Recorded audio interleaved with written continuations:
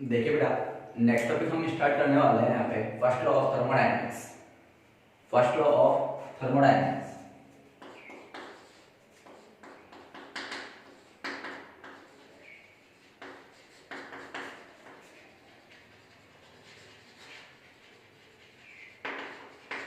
यानी ऊष्मागतिकी का प्रथम नियम, ऊष्मागतिकी का प्रथम नियम। क्या पढ़ना है बेटा हमें? ऊष्मागतिकी का प्रथम नियम। ठीक है, ऊष्मागतिकी के प्रथम नियम के लिए बात करते हैं कि ऊष्मागतिकी के प्रथम नियम में क्या होता है। ठीक है, चलो बेटा बात करते हैं। सबसे फर्स्ट पॉइंट आता है कि ऊष्मागतिकी का प्रथम नियम एनर्जी कंजर्वेशन पे डिपेंड होता है। किस पे बेटा? Energy conservation. एनर्जी कंजर्वेशन यानी ऊर्जा संरक्षण। ऊर्जा संरक्षण। तो फर्स्ट पॉइंट क्या होना चाहिए बेटा आपका कि ऊष्मागतिकी का प्रथम नियम एनर्जी कंजर्वेशन पे बेस्ड होता है। ठीक है, यानी यह ऊर्जा संरक्षण सिद्धांत पर आधारित होता है। अब इस नियम में होता क्या है वो देखिए। जैसे आपके पास में कोई सिस्टम, ये आपके पास में कोई सिस्टम, ये आपके पास में कोई सिस्टम है बेटा, और इस सिस्टम को आपने कोई हीट सप्लाई की क्यों? इस सिस्टम को हीट सप्लाई की क्यों? तो ये क्यों हीट है ना, वो सिस्टम के लिए दो पार्ट में टूट जाएगी। कैसे टूटेगी कि ये सिस्टम के लिए क्या करेगी, कुछ तो विघटन करेगी और कुछ सिस्टम के लिए इंटरनल एनर्जी में चेंज करेगी। एक तो क्या करेगी बेटा, विघटन करेगी, और दूसरा क्या करेगी बेटा, change in internal energy. Change in internal energy यानी इसके आंतरिक ऊर्जा में परिवर्तन होगा। तो बेटा फर्स्ट नियम के अकॉर्डिंग क्या होता है, यदि किसी निकाय को यानी यदि किसी सिस्टम को आप क्यू हीट सप्लाई करते हो तो उस क्यू हीट के कारण सिस्टम में विघटन होगा और सिस्टम की इंटरनल एनर्जी में चेंजेस होगा। ठीक है, ये बेटा स्टार्टिंग में हीट है और ये क्या है, बाद का। तो हमें क्या करना है, एनर्जी कंजर्वेशन अप्लाई करना है। तो एनर्जी कंजर्वेशन से आप लोग क्या लिखोगे कि Q equal to W plus delta U या Q equal to delta U plus W. यही क्या होता है बेटा, फर्स्ट लॉ ऑफ थर्मोडायनेमिक्स। क्या बेटा, ये फर्स्ट लॉ ऑफ थर्मोडायनेमिक्स। यहाँ पे Q क्या है बेटा, हीट, डेल्टा यू क्या है, चेंज इन इंटरनल एनर्जी यानी आंतरिक ऊर्जा में परिवर्तन। किसको व्यक्त कर रहा है बेटा, ये आंतरिक ऊर्जा में परिवर्तन को व्यक्त करता है डेल्टा यू। और डब्ल्यू किसको व्यक्त करता है बेटा, कार्य को व्यक्त कर रहा है। क्या कर रहा है बेटा, कार्य को व्यक्त कर रहा है। तो देखो डेल्टा यू क्या हो जाएगा बेटा, चेंज इन इंटरनल एनर्जी यानी आंतरिक ऊर्जा में परिवर्तन को व्यक्त कर रहा है। और W किसको व्यक्त कर रहा है बेटा, वर्क को रिप्रेजेंट कर रहा है यानी विघटन को रिप्रेजेंट कर रहा है। आ रही बात समझ में? अब देखिए बेटा यहाँ पे क्या है, यहाँ पे सबसे इंपॉर्टेंट चीज क्या है उसको सुनना। जो बेटा Q है ना और W है यानी हीट और वर्क। ठीक है, depend on initial and final position and also length of path.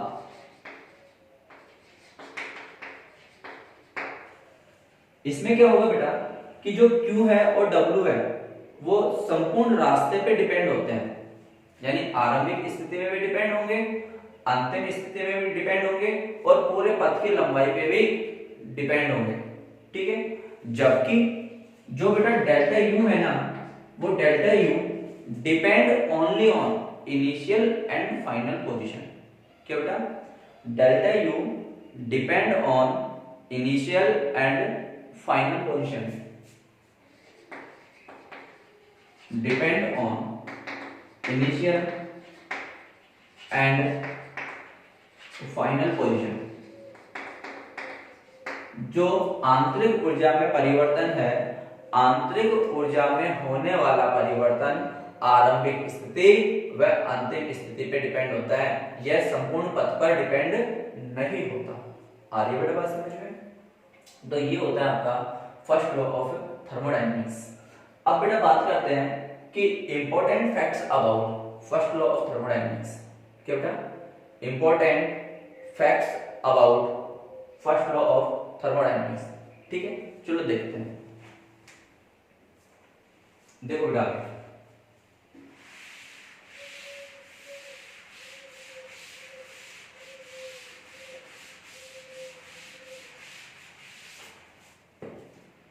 important facts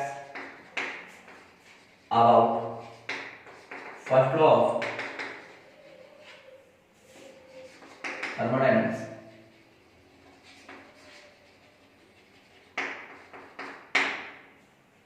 यानी ऊष्मागतिकी के प्रथम नियम के बारे में महत्वपूर्ण जानकारियां क्या क्या है। ठीक है, चलो बात करते हैं बेटा। फर्स्ट जो जानकारी है वो क्या है बेटा? It based on energy conservation. It based on energy conservation. ये बेटा ऊर्जा संरक्षण सिद्धांत पर आधारित होता है। यानी एनर्जी कंजर्वेशन का मींस क्या होगा बेटा? ऊर्जा संरक्षण पे आधारित होता है। ठीक है, सेकेंड बेटा बात करते हैं कि no difference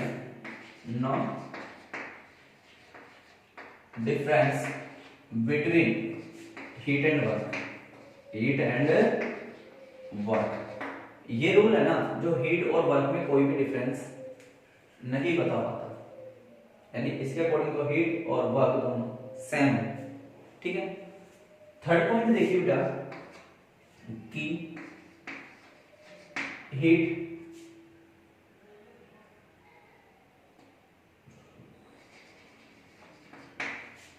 does not convert and in form of work। इसने बताया कि आप हीट को टोटल वर्क डन में चेंज नहीं कर सकते। यानी जितनी आपने हीट ली उसको टोटल वर्क डन के फॉर्म में आप चेंज नहीं कर पाओगे। ठीक है, fourth, heat and work done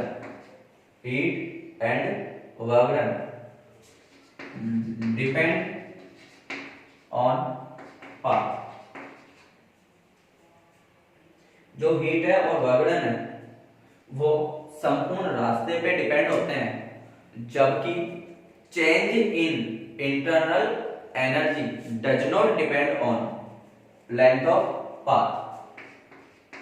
delta U यानी चेंज इन इंटरनल एनर्जी, आंतरिक ऊर्जा में परिवर्तन, depend on initial and final position. ठीक है बेटा, अब बेटा बात कर रहे हैं कि सर बात ही आती है कि यहाँ पे कि जो आपने हीट सप्लाई किया वो पॉजिटिव होगा या नेगेटिव होगा, क्या इनका साइन कन्वेंस किस अकॉर्डिंग होगा। तो अगर बेटा बात कर रहे हैं यहाँ पे, आप क्या कर रहे हो? सिस्टम को हीट दे रहे हो, ठीक है, हीट सप्लाई टू सिस्टम तो पॉजिटिव लोगे, यानी आपने निकाय को ऊष्मा दी तो वो पॉजिटिव। ठीक है, हीट गेन बाय सिस्टम, अगर आपने निकाय से ऊष्मा ली है तो भाई निकाय में तो क्या हुआ, ऊष्मा में कमी हुई होगी, निकाय की ऊष्मा में कमी हुई होगी। चलो अब बेटा बात कर रहे हैं कि work done W equal to कितना था, P into delta V, P into delta V ऐसा है। तब बेटा आप लोग क्या लिखोगे, Q equal to delta U plus W की जगह P into delta V। First law of thermodynamics को इस अकॉर्डिंग भी लिखा जा सकता है। ओके बेटा, ये होता है बेटा आपका first law of thermodynamics. Okay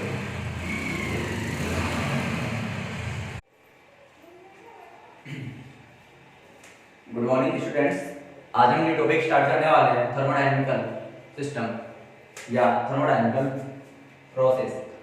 हमारा नेक्स्ट टॉपिक होगा थर्मोडायनामिकल प्रोसेस यानी ऊष्मागतिकी प्रक्रम। हमें बात करनी है बेटा यहाँ पे ऊष्मागतिकी प्रक्रम के लिए कि ऊष्मागतिकी प्रक्रम में क्या होता है। ठीक है, चलो ऊष्मागतिकी प्रक्रम के लिए बात करते हैं। तो बात करते हैं कि भाई कोई भी थर्मोडायनेमिक्स में कोई भी सिस्टम, क्या थर्मोडायनेमिक्स में कोई भी सिस्टम हो, अगर वो system PV equal to nRT को फॉलो करता है तो वो थर्मोडायनेमिक सिस्टम होगा। क्या कोई भी सिस्टम, पहली चीज है कि मस्ट बी ओबे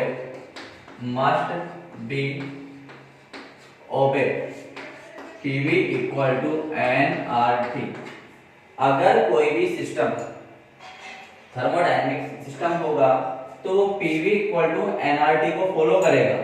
क्या बेटा, वो PV इक्वल टू nRT को फॉलो करेगा, तब जाके ही वो थर्मोडायनेमिक सिस्टम होगा। अब इस थर्मोडायनेमिक सिस्टम के लिए बात करते हैं कि ये कितने टाइप्स के होते हैं। क्या थर्मोडायनेमिक सिस्टम कितने टाइप्स के होते हैं। ठीक है, तो चलो बेटा बात करते हैं कि थर्मोडायनेमिक सिस्टम में पहला सिस्टम होता है बेटा आइसोबैरिक सिस्टम। आइसोबैरिक सिस्टम, देखो बेटा आइसोबैरिक सिस्टम को बोला जाता है समदाबीय प्रक्रम। क्या समदाबीय प्रक्रम, समदाबीय प्रक्रम। ठीक है, सेकंड होता है आइसोमेट्रिक प्रोसेस। आइसोमेट्रिक या आइसोकोरिक प्रोसेस, प्रोसेस। ठीक है, इस सिस्टम के अकॉर्डिंग इसको आप प्रोसेस भी लिख सकते हो। ठीक है, इसका मीन्स हुआ सम आयतनिक, यानी ये प्रोसेस कांस्टेंट वॉल्यूम पे होता है। ठीक है, सम आयतनिक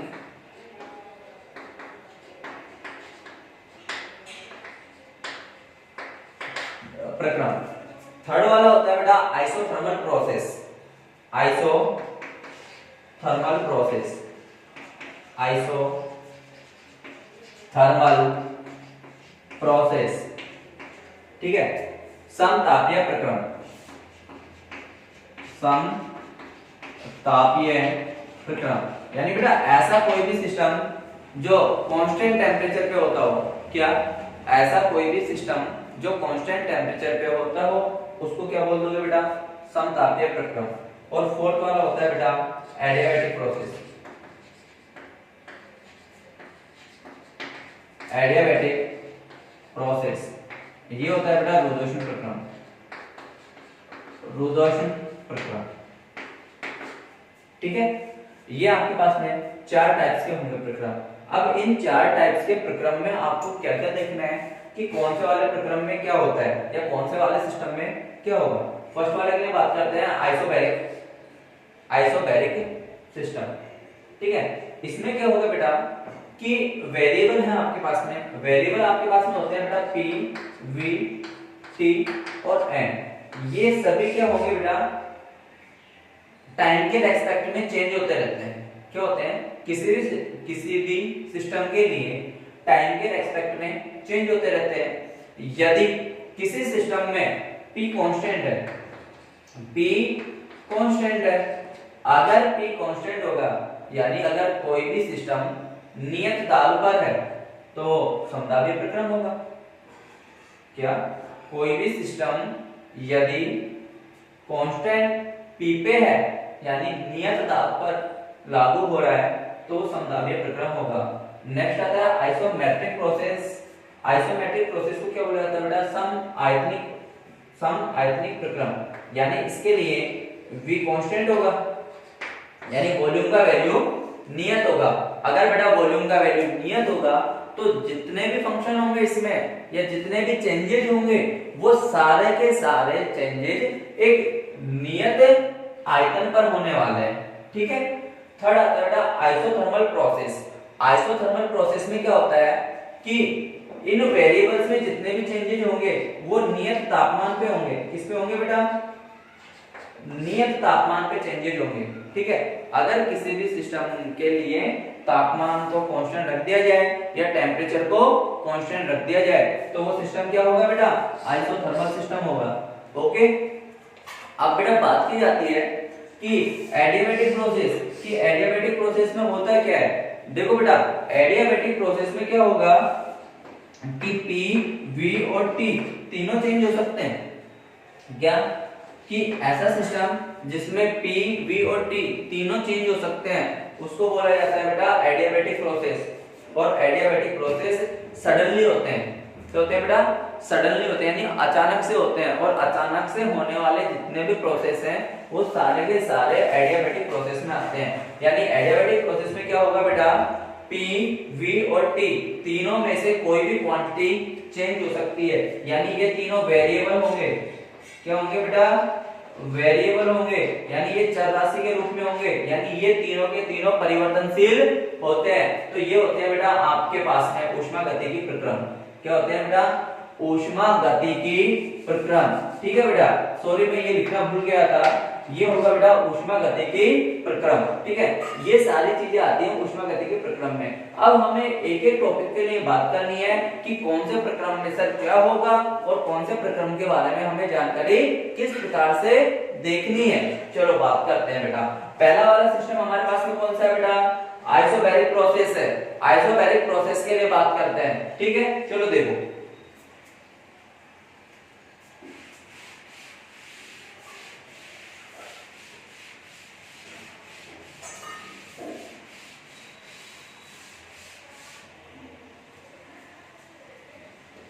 आपके पास में बेटा पहला सिस्टम आता है आइसोबैरिक सिस्टम।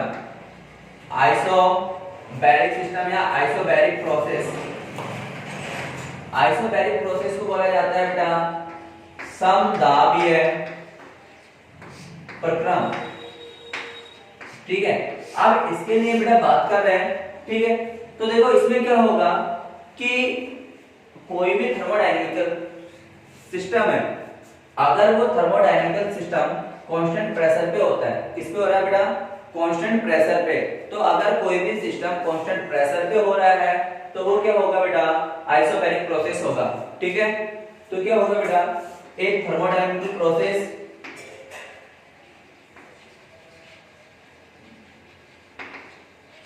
निकल प्रोसेस एट कांस्टेंट प्रेशर। अगर कोई भी ऊष्मागतिकी प्रक्रम नियत दाब पर होता है तो वह समदाबीय प्रक्रम होता है। ठीक है। तो सिंपल सा बोल सकते हो, अगर कोई थर्मोडायनेमिकल सिस्टम है वो कांस्टेंट प्रेशर पे हो रहा है तो वो क्या होगा बेटा? आइसोबैरिक प्रोसेस होगा। ठीक है।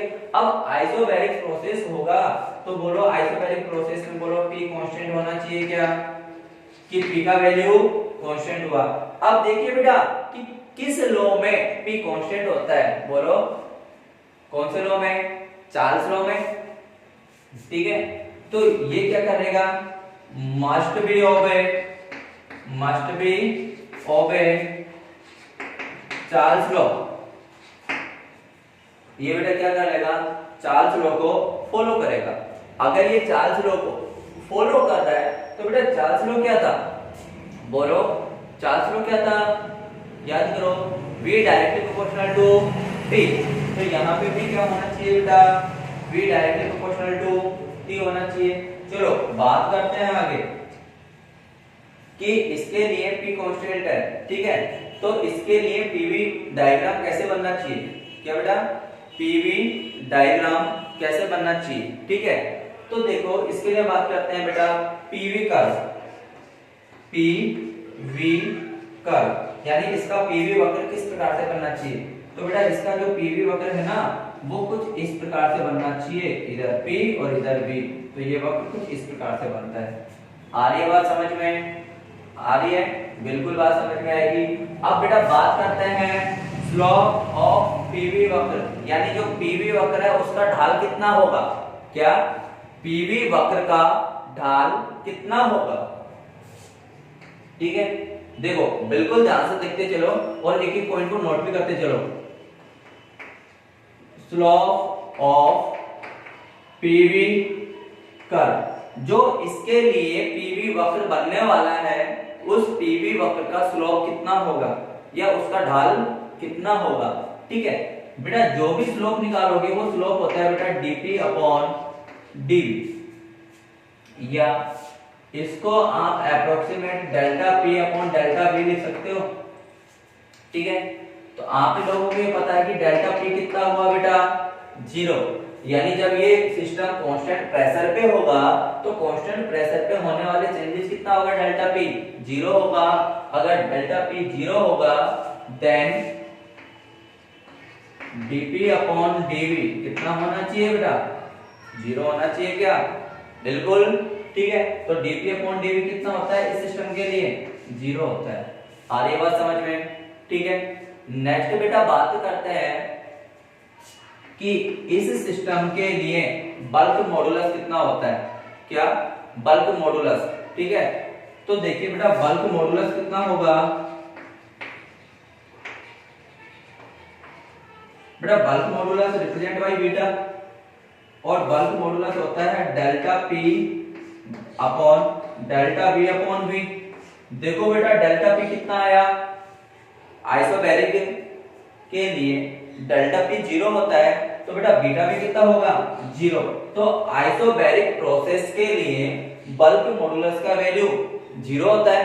आ रही बात समझ में, बिल्कुल। चलो तो देखो अभी तक हम लोगों ने क्या देखा, हमने देखा कि कोई भी सिस्टम है वो आइसोबैरिक सिस्टम कब होगा, यदि वो सिस्टम कांस्टेंट किस पे होता है, P पे होता है, ठीक है। यानी समदाबीय प्रक्रम के लिए आपको क्या चाहिए, नियत दाब चाहिए, यानी नियत दाब पर होने वाला प्रक्रम क्या हो जाएगा बेटा, समदाबीय प्रक्रम हो जाएगा। अब देखो कि नियत दाब है तो ये किस लॉ को फॉलो करना चाहिए बेटा, ये चार्ल्स लॉ को फॉलो करना चाहिए, किसको, चार्ल्स लॉ को फॉलो करना चाहिए। और चार्ल्स लॉ के अकॉर्डिंग क्या होता है बेटा, v directly proportional to t। तो देखो बेटा इनका पीवी कर्व कैसे बनना चाहिए, इनका पीवी कर्व किस इस अकॉर्डिंग बनना चाहिए, क्या बिल्कुल बनना चाहिए। नेक्स्ट बात करते हैं बेटा स्लोप ऑफ पीवी कर्व, किस इस पीवी कर्व का स्लोप कितना होना चाहिए। तो बेटा स्लोप होता है dp अपॉन dv, यानी y coordinate upon x coordinate. तो इसको आप बेटा क्या लिख सकते हो, delta p upon delta v लिखा जा सकता है। तो बेटा डेल्टा p तो कितना है भाई, इस सिस्टम के लिए तो डेल्टा p में कोई चेंजेस नहीं हो रहा, अगर कोई चेंजेस नहीं हो रहा तो डेल्टा p 0 हो जाएगा। देन dp अपॉन dv का वैल्यू क्या 0 बनना चाहिए, बिल्कुल बनना चाहिए। बेटा नेक्स्ट पॉइंट के लिए बात करते हैं बल्क मॉडुलस कितना होगा, कि बल्क मॉडुलस होता क्या है, क्या बल्क मॉडुलस होता क्या है। जो बेटा बल्क मॉडुलस है ना उसको रिप्रेजेंट किया जाता है बीटा के द्वारा, और बल्क मॉडुलस होता है delta p upon bracket minus delta v upon v। तो देखो बेटा डेल्टा p तो कितना हो रहा है, 0 हो रहा है। अगर डेल्टा p 0 हो रहा है तो बीटा का वैल्यू कितना होगा, 0 होगा या नहीं होगा। चलो नेक्स्ट बात करते हैं, इसी के लिए और कुछ बातें बच गई हैं उनके लिए देख लेते हैं बेटा।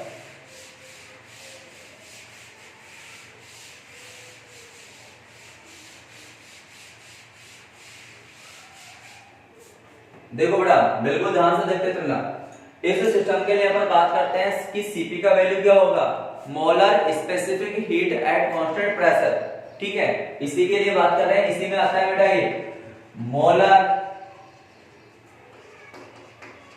Specific heat at constant pressure, constant pressure यानी नियत दाब पर मोलर विशिष्ट ऊष्मा, मोलर दाब पर विशिष्ट ऊष्मा कितनी होगी, वो होती है बेटा सीपी, किसके द्वारा रिप्रेजेंट की जाती है, Cp के द्वारा रिप्रेजेंट की जाती है। और Cp देखो कितना होता है बेटा, Cp 5/2 R होता है।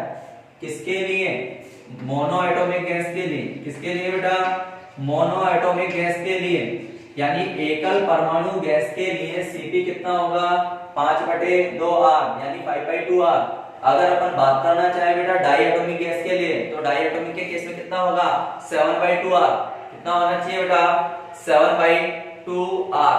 क्योंकि देखो कि बिल्कुल अच्छे से सोल्व कर सकते हो, ठीक है। तो देखो Cp ये होगा बेटा 7/2R। किसके लिए बेटा, डाई एटॉमिक गैस के लिए, डाई एटॉमिक गैस यानी द्विपरमाणु के गैस के लिए। अब बेटा बात करते हैं कि work done in isobaric process यानी समदाबीय प्रक्रम में होने वाला कार्य। क्या, समदाबीय प्रक्रम में होने वाला कार्य। देखो बेटा work done in isobaric process कि आइसोबैरिक प्रोसेस में वर्क डन कितना होता है। We know that work done W equal to P into delta V, P into delta V। आ रही है बेटा बात समझ में। We know that W equal to P into delta V and we know that कि PV इक्वल टू nRT। तो देखो बेटा n कांस्टेंट है, नंबर ऑफ मोल हमेशा कांस्टेंट रहेगा, R कांस्टेंट रहेगा, लेकिन चेंजेस किसमें होगा, इसके रेस्पेक्ट में टेम्परेचर में चेंजेस हो सकता है क्या, बिल्कुल हो सकता है बेटा, ठीक है। अब बेटा अपन बात करते हैं कि first law of thermodynamics in isobaric process यानी समदाबीय प्रक्रम में ऊष्मागतिकी का प्रथम नियम किस प्रकार से लिखा जाता है, ठीक है। देखो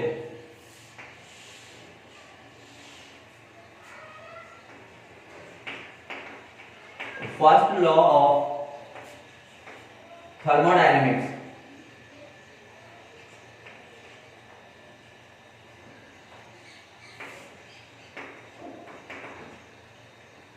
इन isobaric process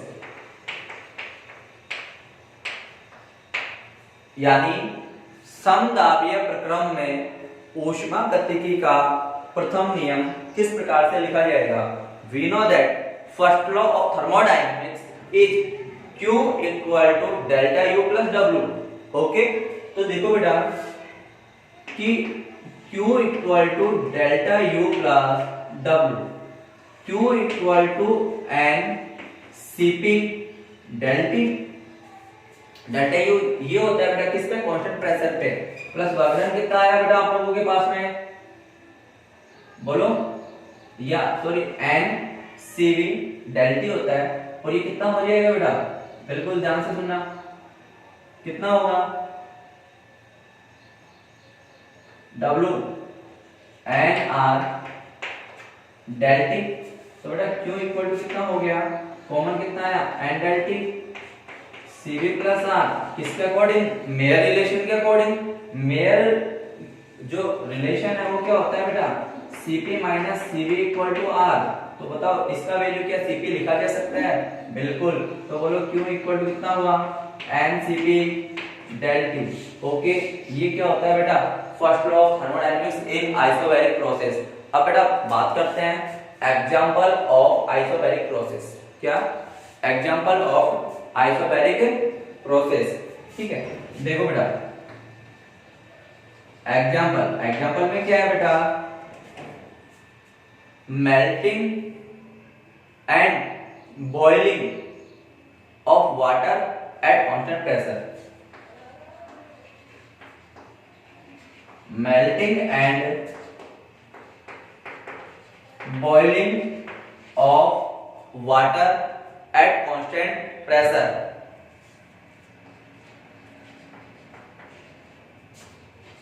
at constant pressure. आ रही है बात समझ में। तो बेटा ये है आपके पास में आइसोबैरिक प्रोसेस, और अभी तक अपन ने जितनी भी जानकारियां पढ़ी वो आइसोबैरिक सिस्टम के बारे में, ठीक है। तो बेटा ये है आपका, ओके।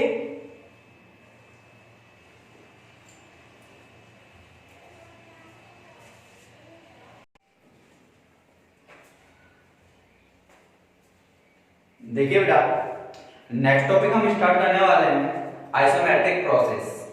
ठीक है, आइसोमेट्रिक प्रोसेस को सम आयतनिक प्रक्रम में बोला जाता है।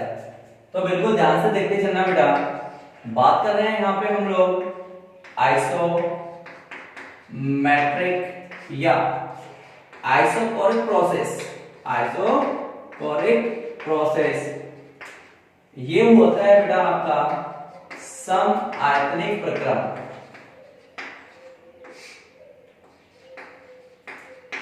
आ रही बात बेटा को समझ में? देखो इसके अंदर क्या होता है कि कोई भी प्रोसेस जो कांस्टेंट वॉल्यूम पे होता है, अगर बेटा कांस्टेंट वॉल्यूम पे है तो वेरिएबल क्या होंगे, या तो p वेरिएबल होगा या t वेरिएबल होगा, या दोनों ही वेरिएबल हो सकते हैं। बिल्कुल। तो देखिए बेटा, फर्स्ट पॉइंट क्या हुआ, a thermodynamical process,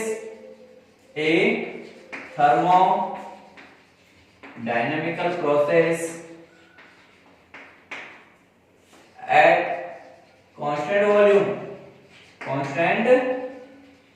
volume is called isometric process, यानी ऐसा ऊष्मागतिकी प्रक्रम जो नियत आयतन पर संभव होता है उसे सम आयतनिक प्रक्रम कहते हैं।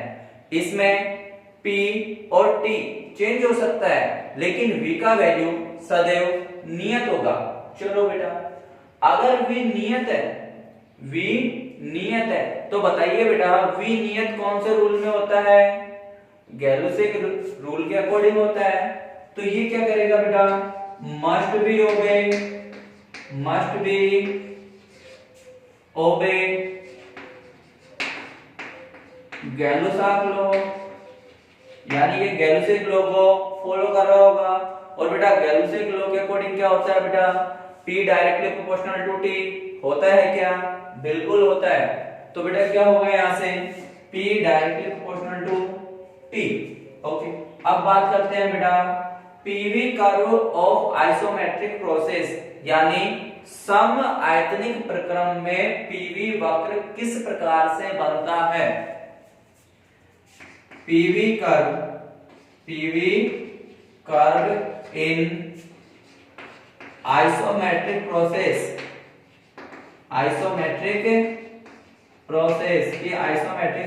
में PV कर्व किस प्रकार से बनता है? तो बेटा आइसोमेट्रिक प्रोसेस में बनने वाला PV कर्व कुछ इस प्रकार से बनता है बेटा, बिल्कुल ध्यान से समझ लेना। आगे बात समझ में।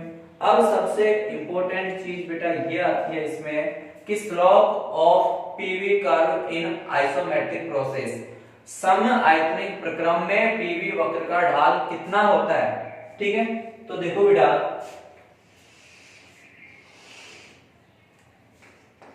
Slope of PV curve in isometric process,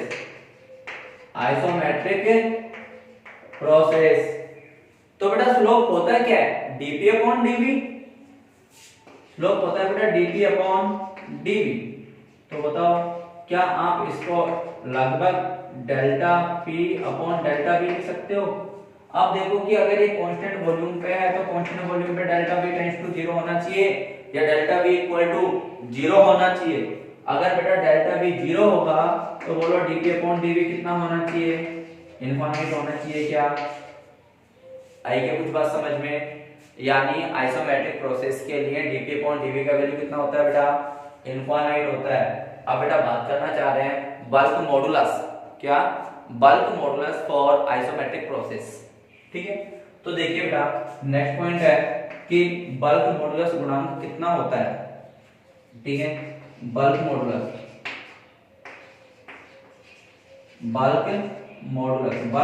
represent by beta and bulk modulus delta p upon delta v upon v कुछ इस प्रकार से होता है क्या बेटा?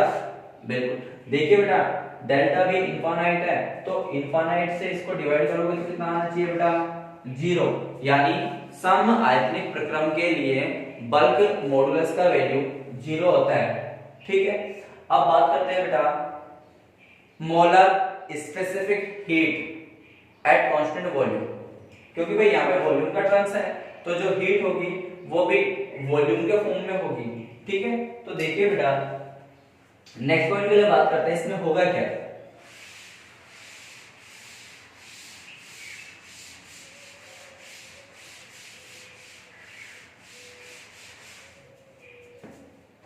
नेक्स्ट पॉइंट के लिए बात कर रहे हैं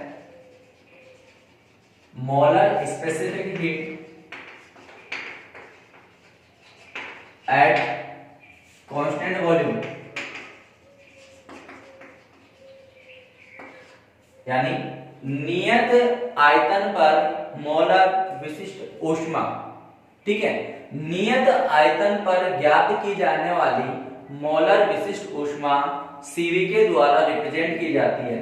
तो बेटा Cv इक्वल टू 3/2R, ये किसके लिए होता है बेटा, मोनो एटॉमिक गैस के लिए होता है। किसके लिए, मोनो एटॉमिक गैस यानी एकल परमाणु गैस के लिए Cv का वैल्यू 3/2R होगा, जबकि डायटोमिक गैस के लिए बात करना चाहें तो डायटोमिक गैस के लिए कितना हो जाएगा बेटा, बोलो। अरे डायटोमिक गैस के लिए कितना होगा, डायटोमिक गैस के लिए डिग्री ऑफ फ्रीडम कितना होता है, 5 होता है ना, तो Cv कितना हो जाएगा बेटा, 5/2R होगा। तो देखिए कि Cv इक्वल टू 5/2R किसके लिए हुआ बेटा, डायटोमिक गैस के लिए हुआ, डायटोमिक गैस के लिए हुआ। अब बेटा बात करते हैं कि work done in isometric process, यानी समआयतनिक प्रक्रम में होने वाला कार्य कि समआयतनिक प्रोसेस में कितना कार्य संभव है। ठीक है, देखो work done in isometric process कि आइसोमेट्रिक प्रोसेस में वर्क डन कितना होता है, we know that work done W equal to P into del V, P into del V। तो देखो बेटा जो वर्क डन W हुआ वो होगा बेटा P into del V। We know that del V equal to 0 for isometric process. भाई isometric होगा ना सिस्टम के लिए डेल्टा V 0, यानी समआयतनिक प्रक्रम के लिए डेल्टा V 0। तो बताओ कि डेल्टा V इक्वल टू 0 तो कितना हुआ बेटा, W equal to 0।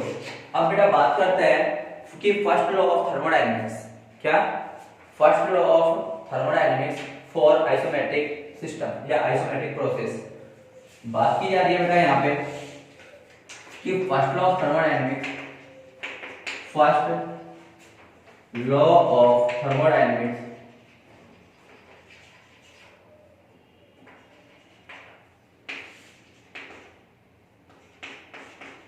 For isometric process, यानी समआयतनिक प्रक्रम के लिए ऊष्मा गतिकी का प्रथम नियम क्या होगा। भाई आप लोगों को पता है कि फर्स्ट लॉ ऑफ थर्मोडायनेमिक्स क्या होता है बेटा, Q equal to delta U plus W। ठीक है, तो देखो कि फर्स्ट लॉ ऑफ थर्मोडायनेमिक्स क्या होता है बेटा, Q equal to delta U plus W। ठीक है, आइसोमेट्रिक प्रोसेस के लिए W इक्वल टू 0, तो बोलो Q इक्वल टू कितना हुआ, डेल्टा U प्लस 0, तो Q equal to delta U। आगे का समझ में, ठीक है। तो ये सब कुछ होता है बेटा किसके लिए, आइसोमेट्रिक सिस्टम या आइसोमेट्रिक प्रोसेस के लिए। ठीक है, अब बेटा हमें बात करना है नेक्स्ट प्रोसेस। नेक्स्ट प्रोसेस देखिए बेटा कौन सा है। ठीक है, नेक्स्ट प्रोसेस आता है बेटा आइसोथर्मल प्रोसेस। ठीक है, हमें आइसोथर्मल प्रोसेस के लिए बात करनी है कि आइसोथर्मल प्रोसेस होता क्या है, इसके लिए वैल्यू क्या होंगे। ठीक है, चलो बात करते हैं। इसमें बेटा कोई प्रॉब्लम नहीं होनी चाहिए और एक एक पॉइंट को बिल्कुल अच्छे से देखते चलना है। ठीक है, चलो देखते हैं आगे।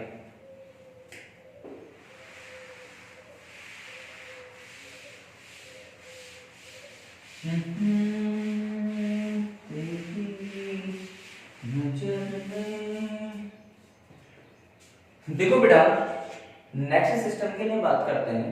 नेक्स्ट सिस्टम आता है बेटा आइसोथर्मल प्रोसेस।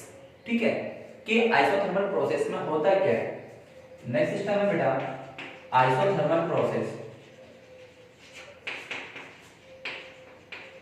आइसोथर्मल प्रोसेस को बोला जाता है बेटा समतापीय प्रक्रम, समतापीय प्रक्रम। ठीक है, आइसोथर्मल प्रोसेस में क्या होगा बेटा कि सबसे पहली चीज क्या आनी चाहिए इसके लिए, ठीक है, सबसे पहली चीज क्या आनी चाहिए, ए थर्मोडायनेमिकल सिस्टम या प्रोसेस एट कांस्टेंट टेम्परेचर। ठीक है, ए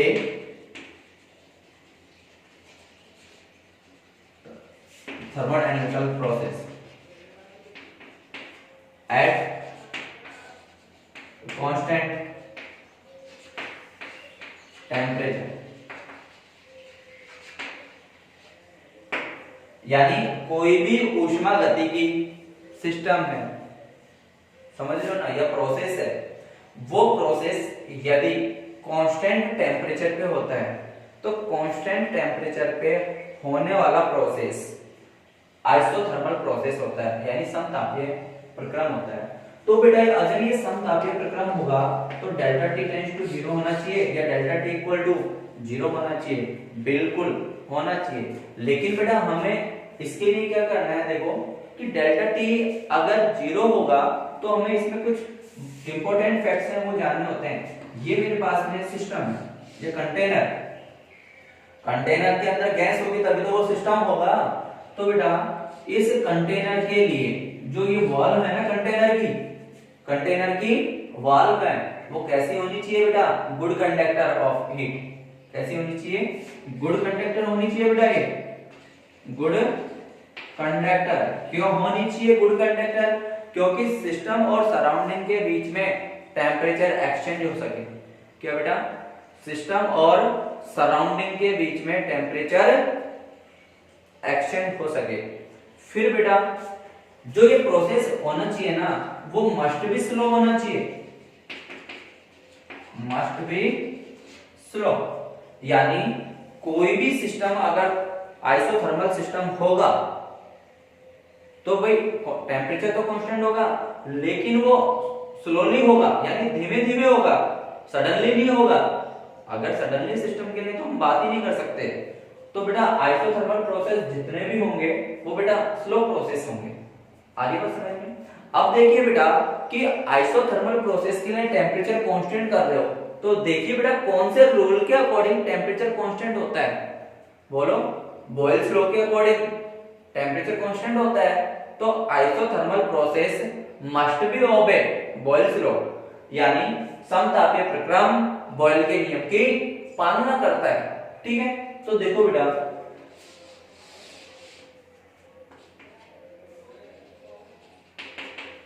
must be obey Boyle's law, और बॉयल्स लॉ क्या होता है बेटा, P inversely proportional to V या PV इक्वल टू कांस्टेंट। यानी क्या बताओगे बेटा, आइसोथर्मल प्रोसेस के लिए PV का वैल्यू कांस्टेंट होता है।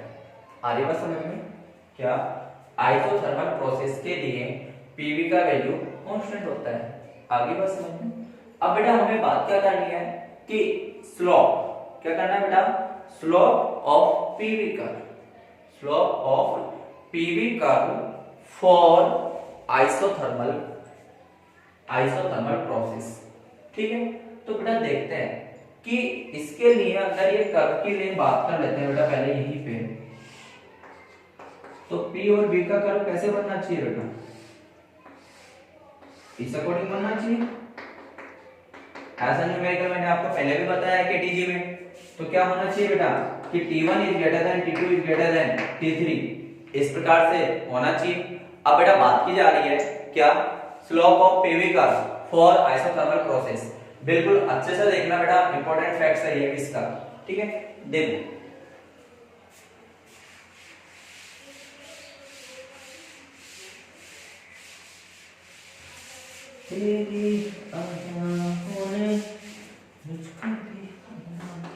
देखो बेटा इधर बात कर रहे हैं कि slope of PV curve for isothermal process. ठीक है, slope of PV curve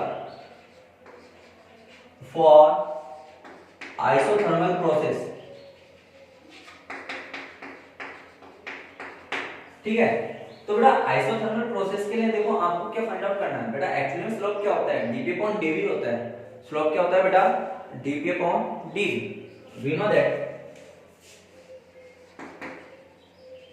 we know that slope of PV curve dp upon dv, ये क्या हुआ बेटा, स्लोप हुआ tan थीटा। अब ये कैसे फाइंड आउट करोगे, देखो कि pv इक्वल टू कांस्टेंट, आपको क्या करना है बेटा, v के रेस्पेक्ट में डिफरेंशिएट करना है, ठीक है, v के रेस्पेक्ट में डिफरेंशिएट करना है। तो बेटा ये दो फंक्शन है, अगर दो फंक्शन का डिफरेंशिएट करना होता है तो एट ए टाइम एक फंक्शन का डिफरेंशिएट होगा और एक को कांस्टेंट सपोज करना होगा। सबसे पहले हमारे पास ये दो फंक्शन है, हमने एक फंक्शन को लिया और v के रेस्पेक्ट में डिफरेंशिएट किया तो कितना होगा dv, फिर बेटा v को कांस्टेंट लिया और p का डिफरेंशिएट किया और कांस्टेंट क्वांटिटी का डिफरेंशिएट तो बेटा आप लोगों को पता है 0, ये कितना हो गया 1। तो देखो बेटा कितना बचा, p plus v dp upon dv equal to 0। इसको बेटा सिंपलीफाई कर रहे हैं तो कितना होगा ये v dp upon dv equal to minus of p, then dp upon dv equal to minus p upon v। ये क्या होता है बेटा, आइसोथर्मल प्रोसेस का स्लोप होता है। तो डायरेक्टली आपसे पूछ लिया जाता है कि slope of isothermal process minus p upon v, minus p upon v, ठीक है। आगे बात करते हैं बेटा bulk modulus for isothermal process, कि आइसोथर्मल प्रोसेस के लिए बल्क मॉडुलस का वैल्यू क्या होगा। देखो bulk modulus for isothermal process,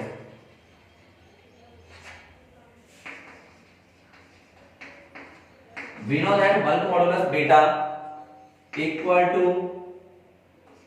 delta p upon delta v upon v।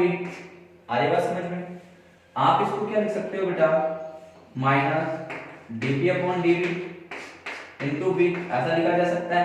dp upon dv का वैल्यू कितना होगा बेटा, minus p upon v into v, तो कितना बच गया p।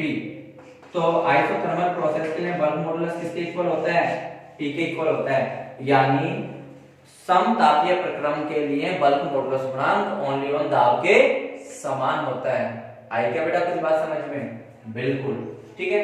अब बेटा इसके बाद में हम लोग बात करना चाह रहे हैं कि वर्क डन इन, क्या बेटा, वर्क डन इन आइसोथर्मल प्रोसेस, कि आइसोथर्मल प्रोसेस में होने वाला वर्क डन कितना होता है, ठीक है। चलो देखते हैं बेटा,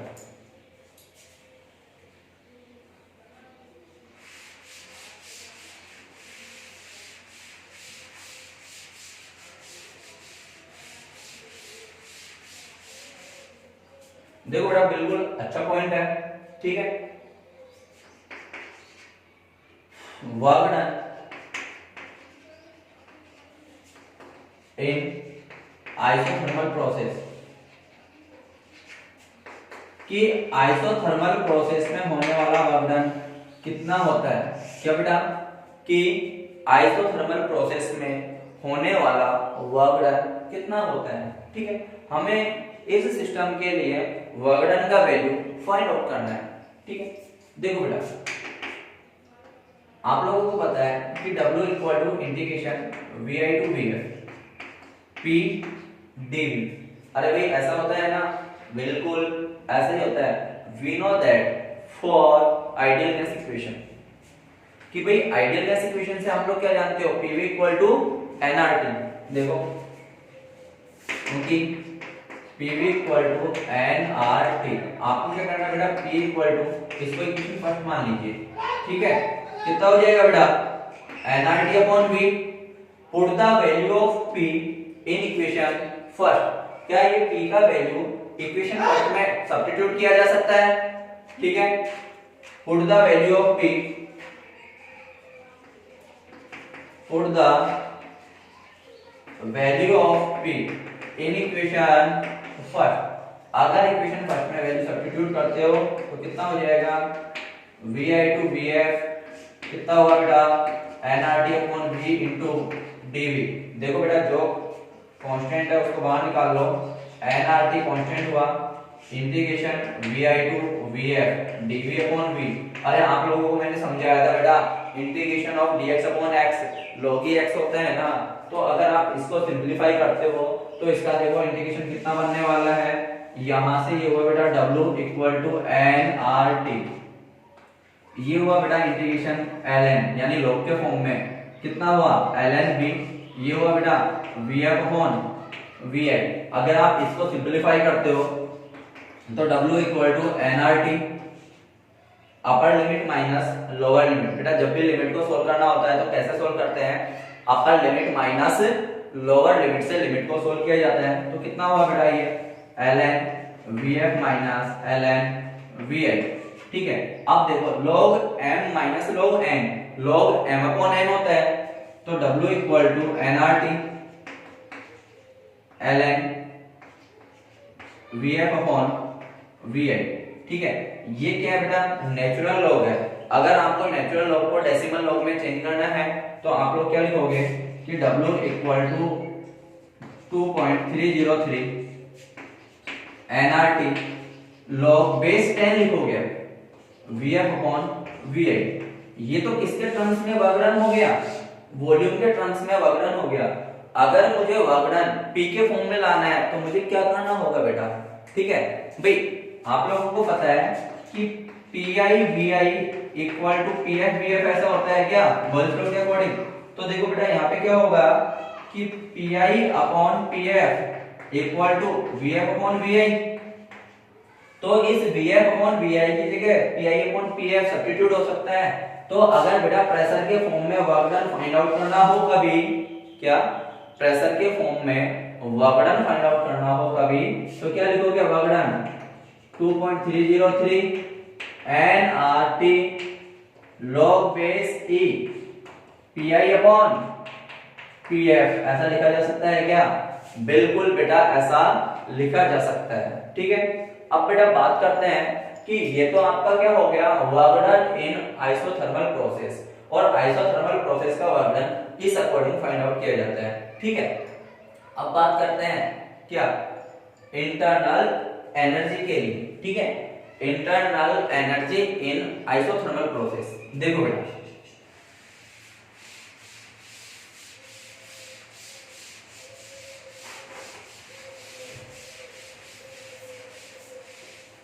यहां पे बेटा बात की जा रही है इंटरनल एनर्जी यानी change in internal energy in isothermal process, यानी समतापीय प्रक्रम में आंतरिक ऊर्जा में होने वाला परिवर्तन, ठीक है। देखो change in internal energy in isothermal process,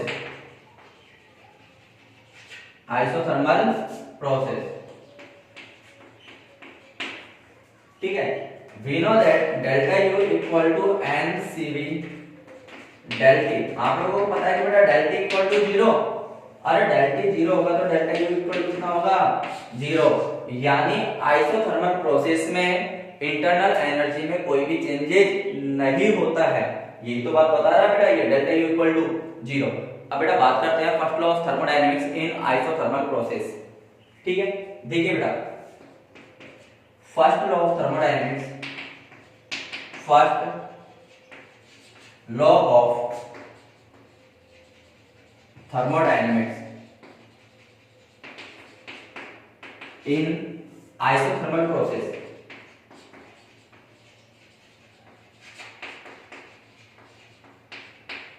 ठीक है। देखो बेटा फर्स्ट लॉ ऑफ थर्मोडायनेमिक्स होता क्या है, बोलो कि Q equal to delta U plus W। अब इस सिस्टम के लिए डेल्टा U तो कितना है 0, तो बोलो Q इक्वल टू किसके इक्वल बचा, W के इक्वल बचा, और W का वैल्यू तो अभी आप लोगों ने फाइंड आउट किया, ठीक है। तो ये सारी चीजें होती है बेटा आपकी कहां पे, आइसोथर्मल प्रोसेस में, ठीक है। तो आइसोथर्मल प्रोसेस समझाया मैंने, और एक कौन सा समझाया, आइसोमेट्रिक प्रोसेस बताया। इन दोनों प्रोसेस में बेटा कोई दिक्कत नहीं होनी चाहिए, और जितने पॉइंट्स मैंने बताए उन्हीं पॉइंट्स को बेटा बिल्कुल अच्छे से देखना है, और यही आपके हर पॉइंट ऑफ व्यू को बहुत अच्छे से समझा देगा आप लोगों को। ठीक है, ओके बेटा।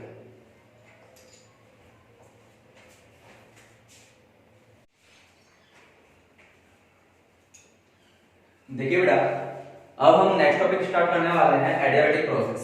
ठीक है, एडियाबेटिक प्रोसेस के लिए बात करते हैं कि एडियाबेटिक प्रोसेस में होता क्या है। ठीक है, नेक्स्ट टॉपिक है बेटा अपने पास में एडियाबेटिक प्रोसेस। ठीक है, रुदोष्म प्रक्रम, रुदोष्म प्रक्रम, रुदोष्म प्रक्रम के लिए बात करते हैं कि रुदोष्म प्रक्रम में होता क्या है।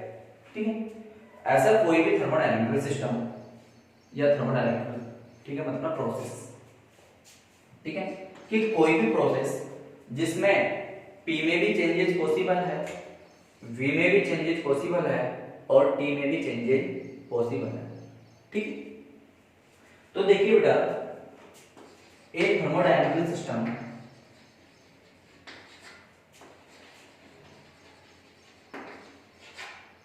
या प्रोसेस in which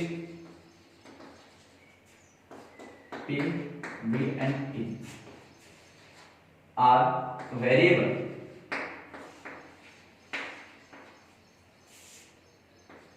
but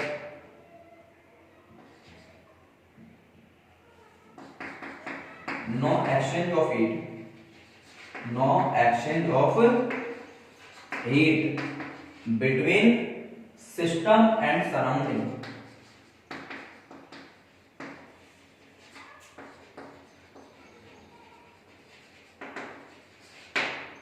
यानी ऐसा कोई भी थर्मोडायनामिकल प्रोसेस जिसमें P में भी चेंजेस पॉसिबल है, V में भी चेंजेस पॉसिबल है, और T में भी चेंजेस पॉसिबल है, लेकिन सिस्टम और सराउंडिंग के बीच में हीट में कोई भी एक्सचेंज नहीं होगा।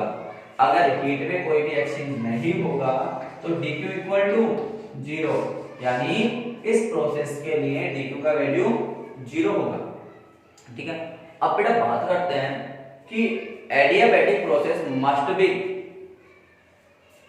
बी सडनली, यानी ये अचानक से होने वाला प्रोसेस है। ठीक है,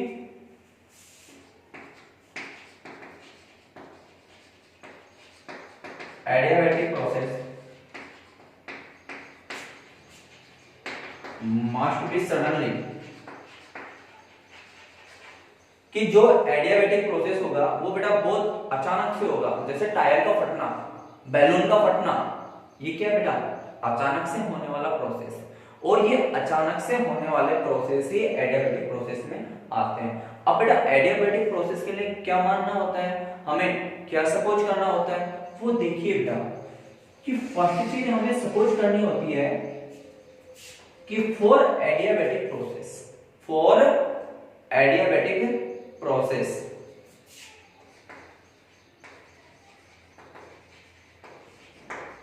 for adiabatic process wall of container are perfectly insulated,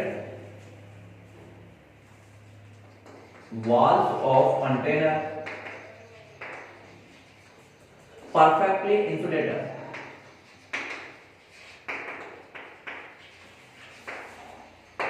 क्या एडियाबैटिक प्रोसेस में जो आप पात्र काम में लोगे ना, उस पात्र की दीवार कैसी होनी चाहिए बेटा, इंसुलेटर होनी चाहिए। समझ गए, मतलब कुचालक होनी चाहिए। भाई कुचालक होंगी तभी तो क्या नहीं होगा कि सिस्टम और सराउंडिंग के बीच में हीट का एक्सचेंज नहीं हो पाएगा। आ रही है बेटा बात समझ में? ठीक है, अब देखो बेटा हमें यहाँ पे बात करनी होती है कि अगर इसमें कुछ ऐसा हो रहा है तो बात करते हैं कि फर्स्ट लॉ ऑफ थर्मोडायनेमिक्स। क्या बेटा? First law of thermodynamics. According to first law of thermodynamics, according to first law of thermodynamics, कि थर्मोडायनेमिक्स के फर्स्ट लॉ के अकॉर्डिंग क्या होगा बेटा? क्या थर्मोडायनेमिक्स के फर्स्ट लॉ के अकॉर्डिंग क्या होगा? भाई फर्स्ट लॉ के अकॉर्डिंग क्या होता है? dq equal to du plus dw। आ गया बेटा बात समझ में? तो देखो बेटा dq तो कितना हुआ 0, कितना बचा du प्लस dw। तो बेटा एडियाबैटिक प्रोसेस में यानी रुद्धोष्म प्रक्रम में du प्लस dw का वैल्यू 0 होता है। ओके चलो यहां तक बेटा किसी को कोई भी प्रॉब्लम नहीं होनी चाहिए। एक बार वापस से देख लेते हैं कि एडियाबैटिक प्रोसेस में क्या होता है बेटा। एडियाबैटिक प्रोसेस में P, V और T तीनों में चेंजेस पॉसिबल है, लेकिन सिस्टम और सराउंडिंग के बीच में हीट का एक्सचेंज नहीं होगा। अगर सिस्टम और सराउंडिंग के बीच में हीट का एक्सचेंज नहीं होगा तो dq का वैल्यू 0 हो जाना चाहिए, ठीक है। और बेटा जो भी एडियाबैटिक प्रोसेस होते हैं ना वो सडनली होते हैं, अचानक से होते हैं, जैसे बैलून का फटना, टायर का फटना, ये सभी क्या है बेटा एडियाबैटिक प्रोसेस के अंदर आते हैं। आगे बात की जाती है बेटा कि आप जिस एडियाबैटिक प्रोसेस के लिए बात कर रहे हो उस एडियाबैटिक प्रोसेस में जो पात्र है ना उसकी दीवारें इंसुलेटेड होनी चाहिए, परफेक्टली इंसुलेटेड होनी चाहिए, ठीक है। अब बात की जाती है बेटा एडियाबैटिक प्रोसेस में क्या करोगे, first law of thermodynamics FLT, first law of thermodynamics. भाई फर्स्ट लॉ के अकॉर्डिंग क्या होता है dq equal to du plus dw। भाई dq कितना है 0 है, तो आप लोग क्या लिखोगे 0 equal to du plus dw। तो एडियाबैटिक प्रोसेस में क्या होता है बेटा du plus dw equal to 0। Okay चलो देखते हैं बेटा आगे।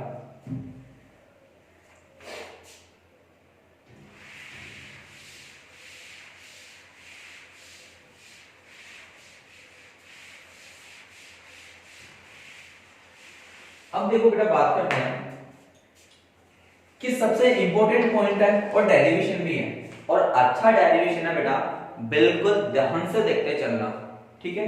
Relation between P and V in adiabatic process, ठीक है। रिलेशन बिटवीन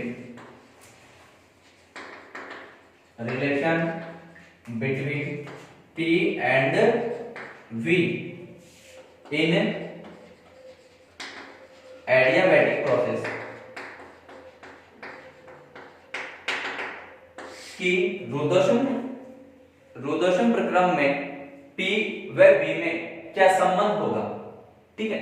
तो चलो बेटा बात करते हैं हम लोग यहाँ पे कि हमें मालूम हुआ अभी कि in adiabatic process du plus dw equal to 0। कुछ ऐसा होता है बेटा, वी नो दैट कि du इक्वल टू क्या होता है बेटा बोलो Cv del T, n C v del T होता है। तो आप लोग तो अगर एक मोल के लिए बात कर रहे हो तो Cv डेल टी, और dw क्या लिखोगे बेटा pdv, pdv। तो यहां से du और dw का वैल्यू इक्वेशन फर्स्ट में पुट कर सकते हो। Put the value of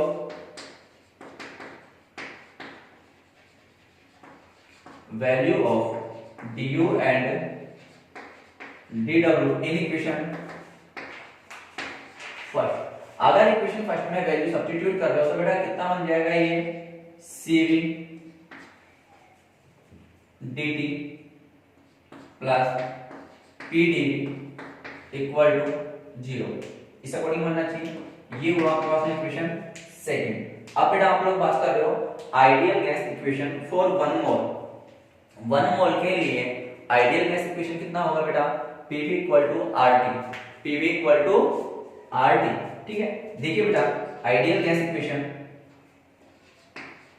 ideal gas equation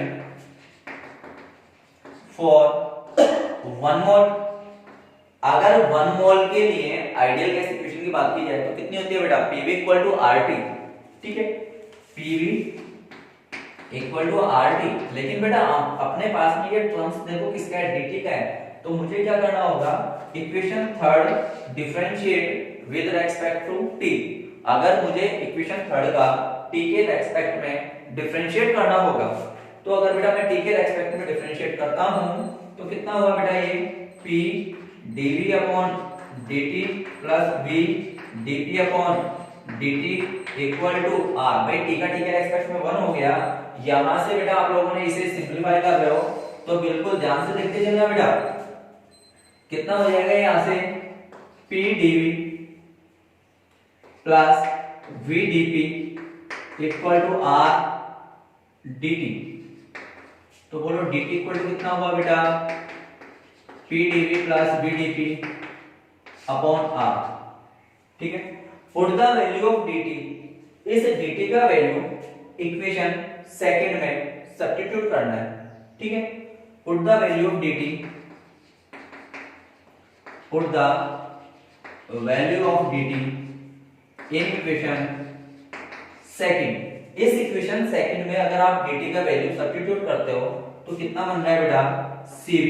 dt की जगह मुझे सब्स्टिट्यूट करना है p dv plus v dp upon r plus p dv equal to, total तो जीरो है बेटा, इसको देखो बेटा सिंप्लीफाई करते हो तो कितना हुआ ये p cv dv plus v cv dp plus rp dv equal to zero. बेटा यहां देखो कि p dv वाले टर्म्स, एक टर्म्स तो ये रहा p dv का, इधर ध्यान दो बेटा, बिल्कुल p dv का एक टर्म तो ये रहा और p dv का एक टर्म्स ये रहा। इनको मैं रीअरेंज कर सकता हूं।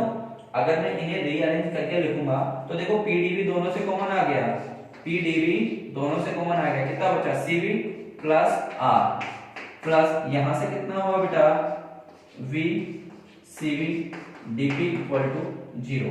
आप इसको चाहो तो इक्वेशन फोर्थ दे सकते हो। क्या कर सकते हो बेटा, इक्वेशन फोर्थ दे सकते हो। आ रही है बेटा बात समझ में? आपने क्या किया, इक्वेशन फोर्थ में pv cv का भाग देना है। ठीक है, डिफरेंशिएट बोथ साइड या divided both side, divided both side PV C. ठीक है, दोनों पक्षों में आपने पीवी सीवी का भाग दे दिया या डिवाइड कर दिया। तो देखो बेटा p से p कैंसिल आउट होगा। ठीक है, p से p कैंसिल आउट होगा, ये होगा बेटा dv अपॉन v।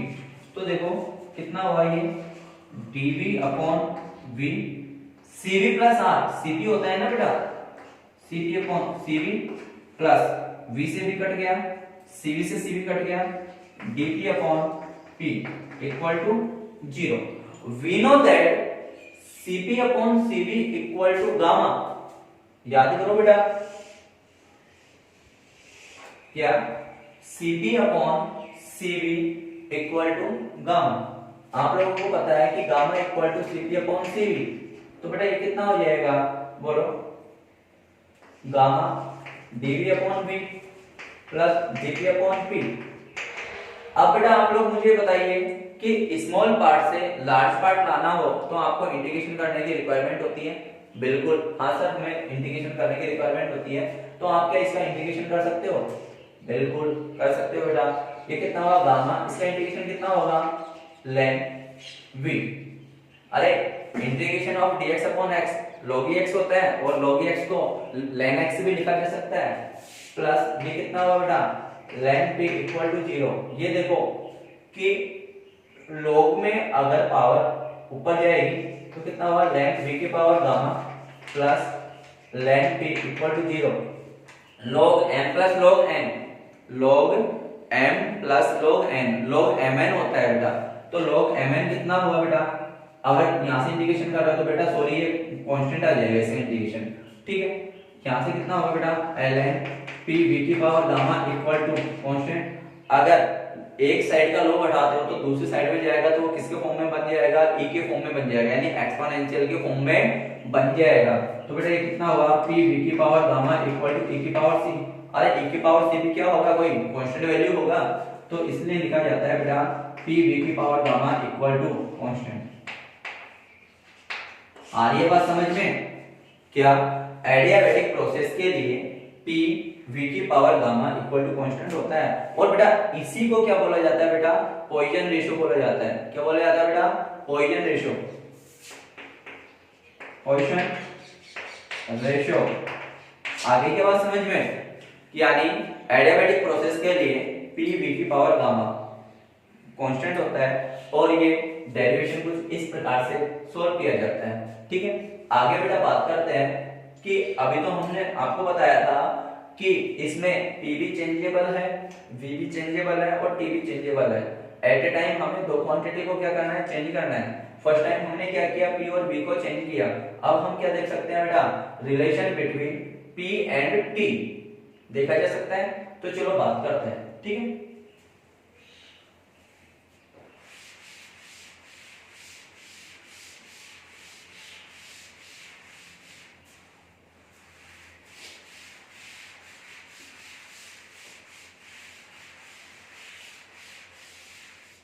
देखो बेटा, relation between P and T in adiabatic process, ठीक है।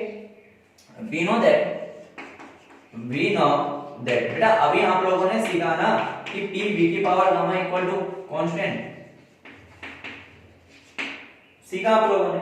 अब देखो बेटा, आइडियल गैस इक्वेशन से बात करते हैं। किससे? आइडियल गैस इक्वेशन से बात करते हैं, ठीक है।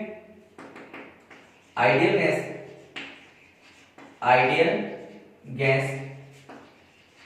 इक्वेशन फॉर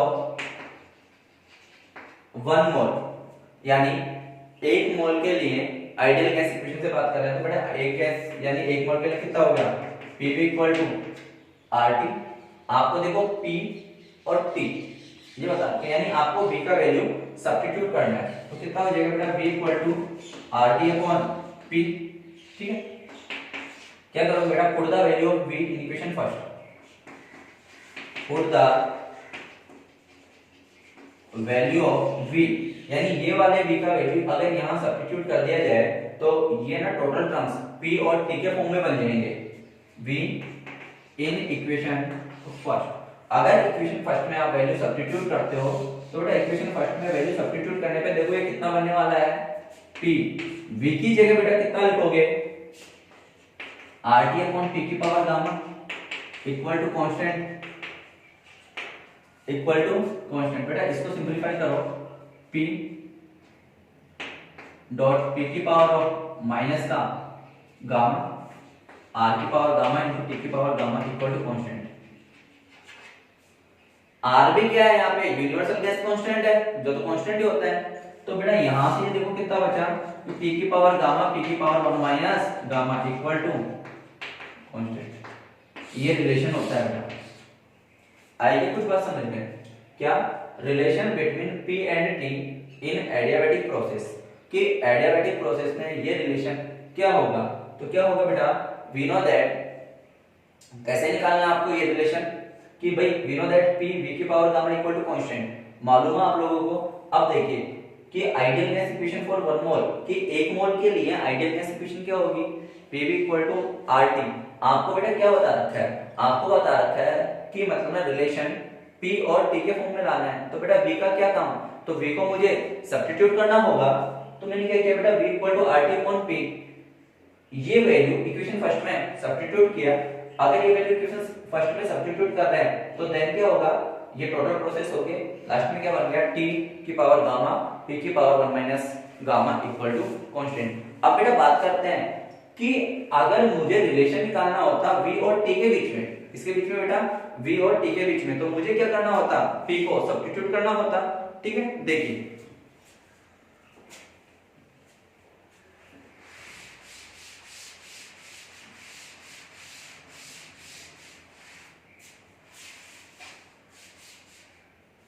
देखो बेटा बिल्कुल ध्यान से,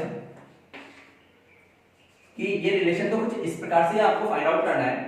टॉपिक क्या है next, relation between V and T in adiabatic process, ठीक है। We know that P V की power gamma equal to constant, ideal gas equation for 1 mole. 1 mole के लिए आइडियल गैस इक्वेशन क्या होती है बेटा, PV इक्वल टू RT। तो आपको देखो यहाँ पे V बता रखा है और T बता रखा है, क्या नहीं बता रखा, P नहीं बता रखा ना। जो चीज नहीं बता रखी हो उसका वैल्यू सब्स्टिट्यूट करना होता है। तो देखो बेटा यहां से क्या हो जाएगा कि P equal to RT upon V, put the value of P in equation first,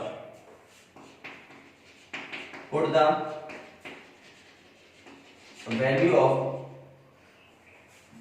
P in equation first. अगर इक्वेशन फर्स्ट में ये वैल्यू सब्स्टिट्यूट करते हो तो इक्वेशन फर्स्ट में वैल्यू सब्स्टिट्यूट करने के बाद बेटा बिल्कुल ध्यान से देखना कि कितना हुआ, RT upon V into V की power gamma equal to constant, तो बेटा कितना बन जाएगा टी वी की power gamma minus 1 equal to constant, क्योंकि बेटा आर है जो कांस्टेंट बन जाएगा, ये रिलेशन बन गया। ओके, तो आपको अभी मैंने ये समझाया, इन टॉपिकों में कोई भी प्रॉब्लम नहीं होनी चाहिए। अब बेटा नेक्स्ट टॉपिक के लिए अपन बात करते हैं slope of PV curve for adiabatic process, यानी एडियाबैटिक प्रोसेस में पीवी वक्र का ढाल कितना होता है। ठीक है, चलो देखते हैं बेटा।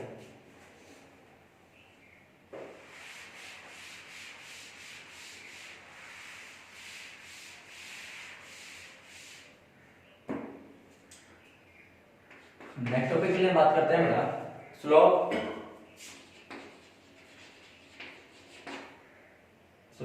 ऑफ पीवी का फॉर एडियाबैटिक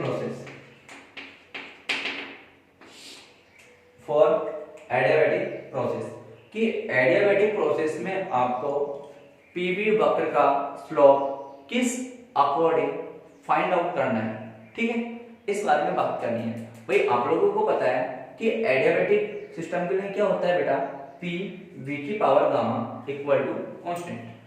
ठीक है, वी नो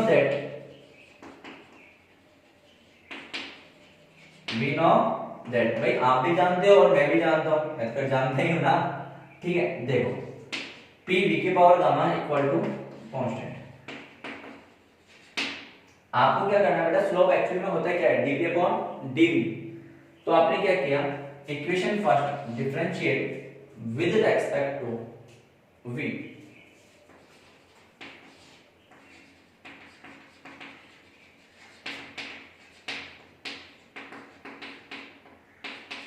यानी समीकरण एक का v के सापेक्ष अवकलन कर दिया या डिफरेंशिएट कर दिया। ठीक है, तो देखो कितना बना बेटा, दो फंक्शन का डिफरेंशिएट करते हैं तो फर्स्ट वाले फंक्शन को कांस्टेंट रखो, इस वाले फंक्शन का डिफरेंशिएट कितना हुआ, गामा, बोलो v की पावर गामा माइनस 1, ठीक है, प्लस v की power gamma dp upon dv equal to 0। ठीक, यहां से बेटा बिल्कुल ध्यान से सुनना, अगर आप इसको सिंपलीफाई कर दो, तो ये कितना बन गया बेटा, v की power gamma dp upon dv equal to minus gamma p v की पावर गामा माइनस 1। भाई ये वाला वैल्यू हम इस साइड लेके जाओगे, आपको क्या फाइंड आउट करना है बेटा, dp अपॉन dv का वैल्यू फाइंड आउट करना है। अगर आपको dp अपॉन dv का वैल्यू फाइंड आउट करना है तो देखो बेटा dp अपॉन dv देखो कैसे निकाल रहे हो बेटा, ये हुआ बेटा आपका माइनस गामा p v की power gamma minus 1 upon v की पावर गामा। इसको बेटा सोल्व करोगे तो देखो दो फैक्टर है, चेंज कर सकते हो, तो dp अपॉन dv इक्वल कितना होगा बेटा, माइनस गामा v की पावर गामा से v की power gamma cancel out, p v की पावर माइनस 1, तो dp upon dv equal to minus gamma p upon v। ये क्या होता है बेटा, स्लोप ऑफ एडियाबैटिक सिस्टम या एडियाबैटिक प्रोसेस। लेकिन बेटा आप लोग तो ये बताओगे कि सर आपने तो अभी हमें थोड़ी देर पहले ये समझाया था कि स्लोप ऑफ आइसोथर्मल प्रोसेस क्या होता है बेटा, ये आप लोग भी जानते हो कि slope of isothermal process minus p upon v। तो आप इसको कुछ ऐसे तो लिख सकते हो बेटा कि dp upon v equal to gamma minus p upon v। ये माइनस p अपॉन v तो एक्चुअली में होता क्या है, dp upon dv at delta t equal to constant, minus p upon v था ना, तो आप लोग क्या लिखोगे कि dp अपॉन dv किसके लिए, एडियाबैटिक प्रोसेस के लिए, equal to gamma times of dp upon dv किसके लिए, आइसोथर्मल प्रोसेस के लिए। यानी यार यहां से तो हमें एक चीज समझ में आ रही है कि एडियाबैटिक प्रोसेस का स्लोप हमेशा आइसोथर्मल प्रोसेस के कंपैरिजन में ज्यादा होगा, बिकॉज गामा का वैल्यू हमेशा 1 से ज्यादा होगा। तो बेटा अपन इनके बीच में कर्व ड्रॉ करना चाहें अगर इनके कर्व ड्रॉ करना चाहे इनके स्लोप के v और p का, तो बेटा इनका स्लोप किस प्रकार से होगा, इनका स्लोप कुछ इस प्रकार से होगा। भाई आइसोथर्मल की बजाय एडियाबैटिक प्रोसेस का स्लोप ज्यादा होना चाहिए ना, तो नीचे वाला कर्व तो बेटा किसका होगा, एडियाबैटिक का होगा, और ऊपर वाला कर्व किसका होगा बेटा, आइसोथर्मल का होगा। आ रही है क्या बात समझ में? बिल्कुल, ये चीजें होती है बेटा आपके क्या, इस सिस्टम के लिए। अब इस सिस्टम में आपको बेटा क्या फाइंड आउट करना है, इस सिस्टम के लिए आपको बल्क मॉडुलस का वैल्यू फाइंड आउट करना है, ठीक है। तो चलो बेटा नेक्स्ट टॉपिक इसी में देखते हैं, bulk modulus for adiabatic process, ठीक है। देखो बेटा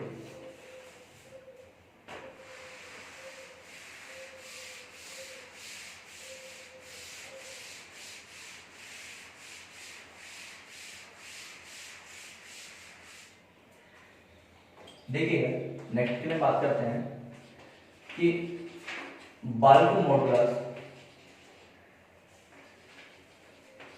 फॉर एडियाबैटिक प्रोसेस।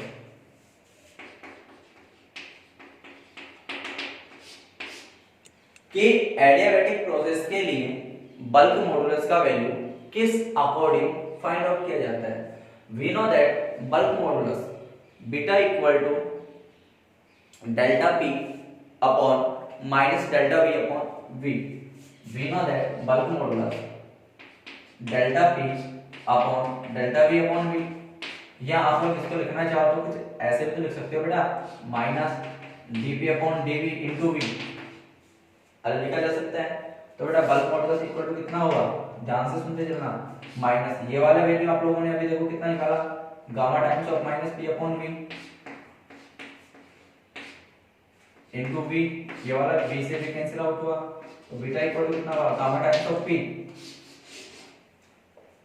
ये किसके लिए, बल्क मॉडुलस एडियाबैटिक प्रोसेस के लिए, और ये वाला पी किसके लिए था, bulk modulus for isothermal process.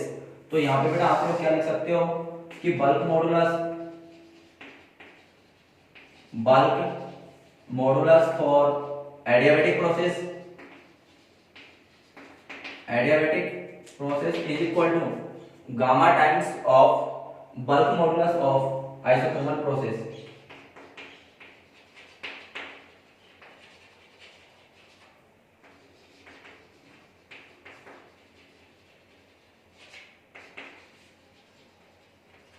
Okay, ये होता है बेटा आपका बल्क, ठीक है।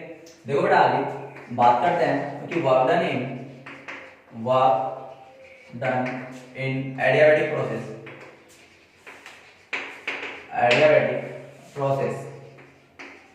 यानी एडियाबैटिक प्रोसेस में वर्क डन का वैल्यू किस अकॉर्डिंग फाइंड आउट करना होता है, यानी रुदोषम प्रक्रम में कार्य की गणना किस प्रकार से की जानी है, ठीक है। देखो we know that W equal to integration vi to vf p d, कुछ ऐसा होता है बेटा, ठीक है। we know that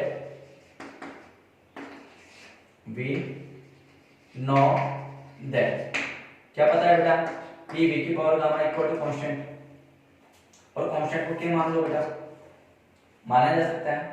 तो बताओ p इक्वल टू कितना होगा बेटा, कि v की पावर माइनस गामा, ऐसा हो सकता है, बिल्कुल हो सकता है, ठीक है।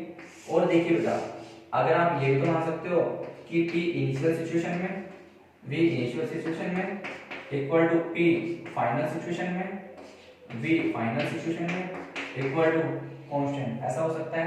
Put the value of p in equation first, क्या आप ये p का वैल्यू इक्वेशन फर्स्ट में सब्स्टिट्यूट कर सकते हो। तो देखो बेटा put the value of p in equation first में आप बेटा p का वैल्यू सब्स्टिट्यूट कर दो। अगर इक्वेशन फर्स्ट में आप p का वैल्यू सब्स्टिट्यूट करते हैं तो देखो बेटा कितना बन जाएगा ये कि w equal to integration vi to vf। p की जगह आपको लिखना है कि कांस्टेंट v की पावर माइनस ऑफ गामा, के कांस्टेंट v की power of minus gamma into d, ठीक है। ये बेटा देखो के कांस्टेंट तो बाहर आ गया, इंटीग्रेशन v की power of minus gamma into D, ये कितना हुआ बेटा vi टू Vf। अब आप लोग बेटा बिल्कुल ध्यान से सुनना कि x dx का इंटीग्रेशन क्या होता है, x की पावर n+1 अपॉन n+1।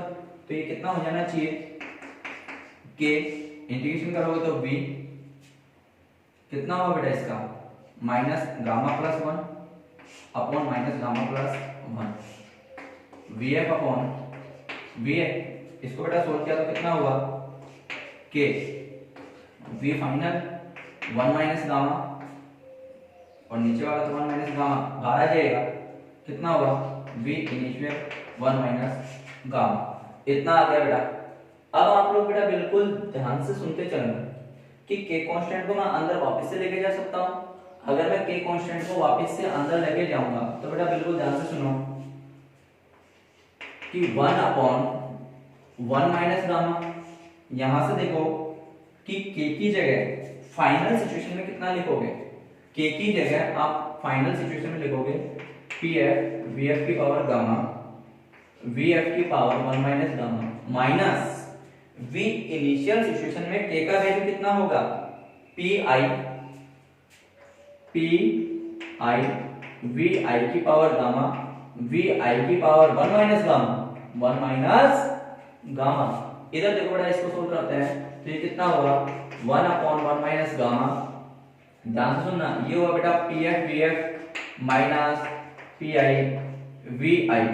ये क्या होता है बेटा एडियाबैटिक प्रोसेस में वर्क डन होता है। क्या होता है बेटा एडियाबैटिक प्रोसेस में वर्क डन होता है। अब अगर आप लोग बात करना चाहो फॉर आइडियल गैस इक्वेशन, किससे बेटा फॉर आइडियल गैस इक्वेशन से बात करना चाहो तो बेटा आप इसको ऐसे भी लिख सकते हो कि PV equal to nRT।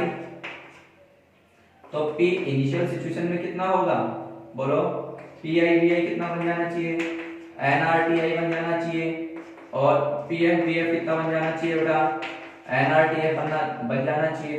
Then देखो यहाँ से ये वैल्यू सब्स्टिट्यूट करोगे दोनों तो कितना बन जाएगा कि W equal to 1 upon 1 minus gamma nR तो बाहर आ जाएगा बेटा दोनों से। भाई ये वैल्यू यहाँ पे सब्स्टिट्यूट करोगे तो nR बाहर आ गया, कितना हुआ बेटा TF माइनस TI। ये क्या होता है बेटा, ये होता है बेटा वर्क डन इन एडियाबैटिक प्रोसेस। क्या होता है बेटा वर्क डन इन एडियाबैटिक प्रोसेस। ठीक है। अब बेटा इसमें किसी को कोई प्रॉब्लम नहीं होनी चाहिए। अब बेटा बात करते हैं कि first law of thermodynamics in adiabatic process. ठीक है, देखो बेटा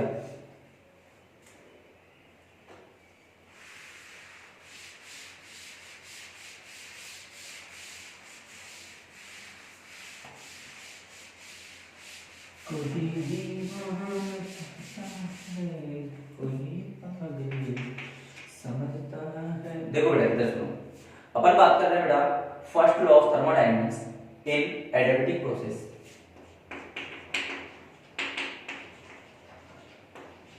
फर्स्ट लॉ ऑफ थर्मोडायनेमिक्स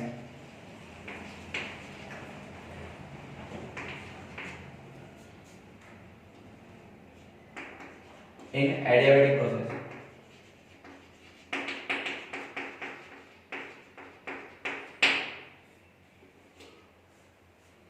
बेटा फर्स्ट लॉ ऑफ थर्मोडायनेमिक्स होता क्या है dq equal to du plus dw। आगे की बात समझ में बिल्कुल। भाई एडियाबैटिक प्रोसेस में सिस्टम और सराउंडिंग के बीच में हीट का कोई भी एक्सचेंज नहीं होता। अगर सिस्टम और सराउंडिंग के बीच में हीट का कोई भी एक्सचेंज नहीं होता तो dq कितना होना चाहिए बेटा 0 होना चाहिए। तो ये कितना हुआ du प्लस dw। तो आप लोगों को पता है कि चेंज इन इंटरनल एनर्जी कितना होगा final situation minus initial situation plus dw। तो ये क्या बन जाता है बेटा first law of thermodynamics in adiabatic process. Okay ठीक है बेटा।